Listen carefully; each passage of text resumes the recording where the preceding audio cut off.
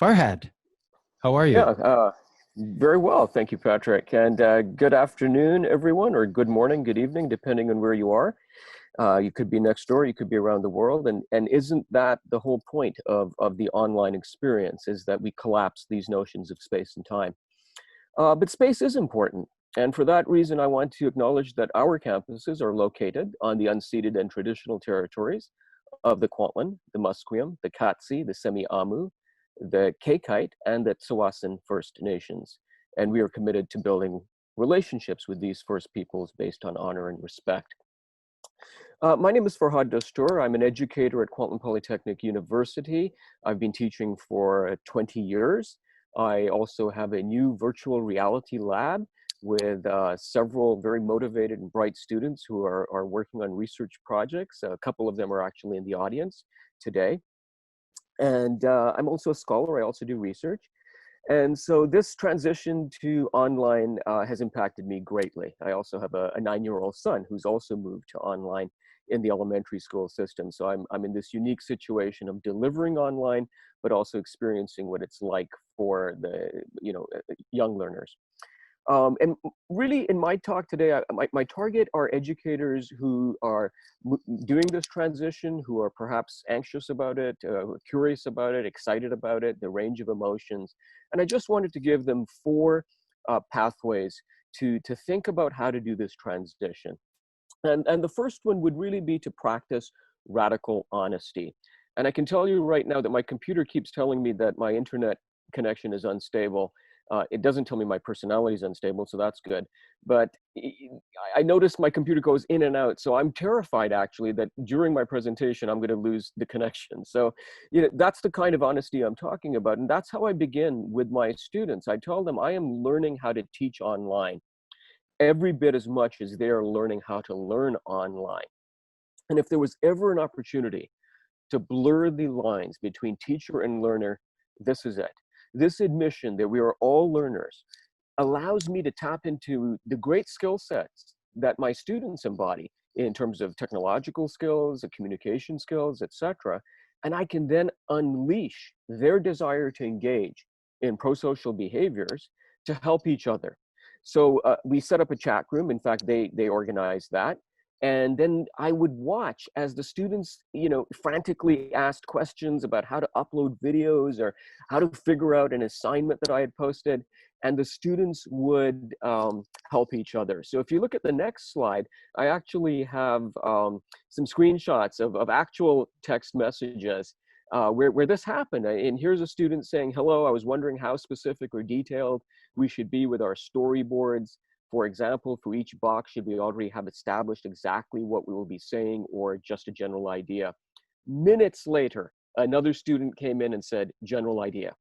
Now, what was nice about this is this outsourced a lot of the kind of trivial or detailed work that, from my perspective as an instructor, it's in the course outline, right?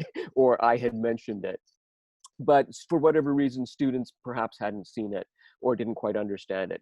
So I allowed the students to really address each other's concerns. I could always drop in and make a course correction or add detail, but 9 times out of 10, I didn't have to.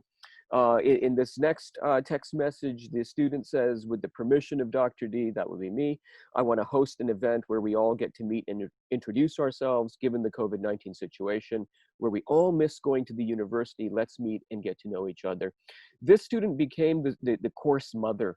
And she actually was helping students, not just with their studying, but also with just emotional issues in the transition. This is fantastic stuff I have never seen in in-person teaching. My next slide is really about emphasizing simplicity. This is important because now that we're online, we have this plethora of technological whiz-bang activities, applications, etc., that we can use. And if you're an early adopter, you want to use them. So, some of your students are super excited about this, but we have to remember that a lot of our students aren't there, and a lot of the instructors aren't there.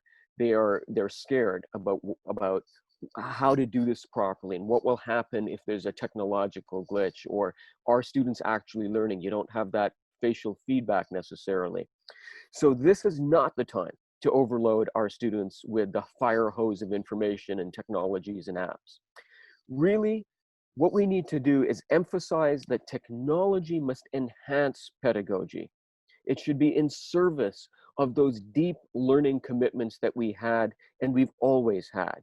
We need to provide thoughtful user interfaces so that the learners have powerful user experiences.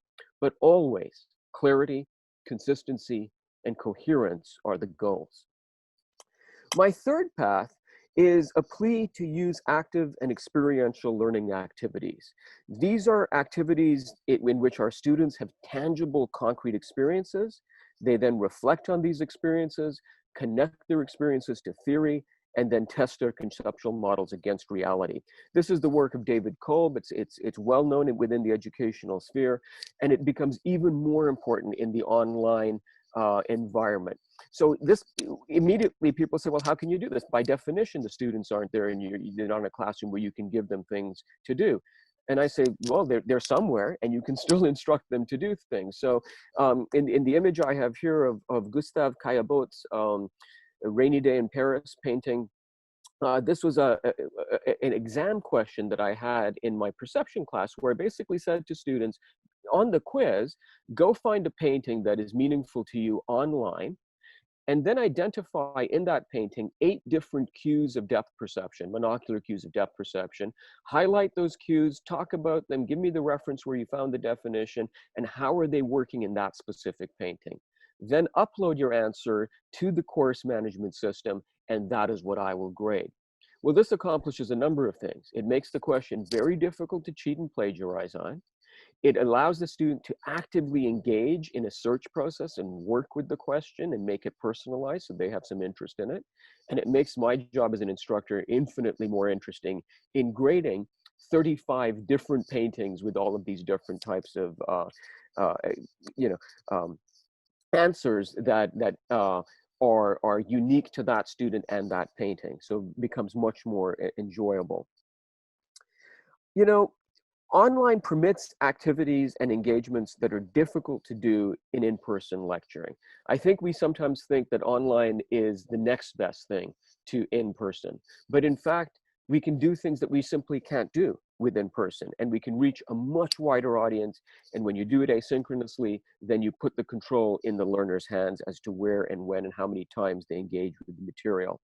The lecture has some things to speak for it. It's a very old tradition. I enjoy lecturing, but I think we have overemphasized it in our systems. And I'm reminded here of Mark Twain's quote that college is a place where a professor's lecture notes go straight to the student's lecture notes without passing the brains of either. My fourth point is that the COVID-19 pandemic is one amazing teachable moment after another. It is incredible. And you know, the song that's in the back of my head while I'm teaching is Paul McCartney's great song, Let It Be. When I find myself in times of trouble, teachable moments come to me. It doesn't matter what discipline you're in. If you're teaching statistics, talk about how we can model the pandemic using statistics. If you're in journalism, talk about how COVID-19 conspiracies are either mitigated or exaggerated by media and social media in particular. If we're teaching psychology, we can talk about how social pressure and our theories of persuasion and behavioral norms can develop better strategies for having people comply with things like mask wearing behavior. Public policy, history, biology, literature, film studies, it doesn't matter. There are teachable moments to be mined in this time of crisis. And so really my final point would be that as educators, most of us right now have this wonderful platform to role model to our students what it means to be calm in the face of crisis, what it means to adapt to sudden change. We can role model empathy, self-compassion, and humility. And that is our privilege, that is our power, and that's what I intend to do as an educator right now. Awesome. Very inspiring. Thank you, Farhad. So think about questions you might have, again, for Farhad. And Farhad, just in relation to everything you discussed, and I'm going to bring this up later as an overall discussion question that I'll give everyone a chance to answer. But specifically, then, in the types of learning interactions that you've spoken about, what is the role, besides what you just said of role modeling, of an instructor, a professor, or someone who's teaching others? What is that new role? How do you see the role of you now in this transformed reality? Has it shifted dramatically from what you've done before? Is it creating more emphasis? So, uh, could you speak around that?